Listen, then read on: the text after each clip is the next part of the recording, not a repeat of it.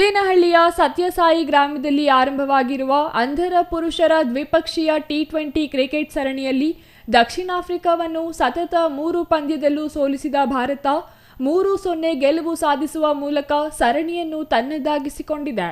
ಭಾರತ ತಂಡ ಗೆಲುವಿನ ಓಟವನ್ನು ಮುಂದುವರಿಸಿದ್ದು 5 ಪಂದ್ಯಗಳ ಪುರುಷರ ಸಮರ್ಥ ಚಾಂಪಿಯನ್ಶಿಪ್ 2025ರ 3ನೇ ಪಂದ್ಯದಲ್ಲಿ ಸೌತ್ ಆಫ್ರಿಕಾ ವಿರುದ್ಧ ಹ್ಯಾಟ್ರಿಕ್ ಗೆಲುವು ದಾಖಲಿಸಿತು.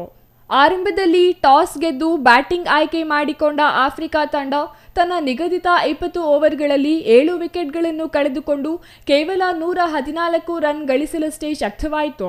ಅದನ್ನು ಬೆನ್ನತ್ತಿದ ಭಾರತ ತಂಡ ಕೇವಲ 8.5 ಓವರ್ಗಳಲ್ಲಿ 116 ರನ್ಗಳನ್ನು ಗಳಿಸಿ ಸರಣಿಯನ್ನು 3-0 ಅಂತರದಿಂದ ಜಯಿಸಿತು.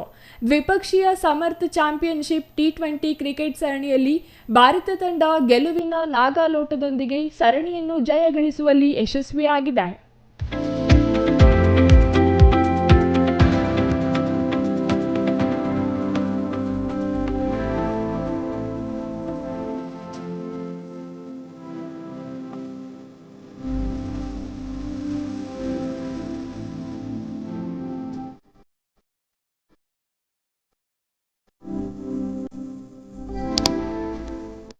Ambareesh N, CTV news, Chikkaballapur.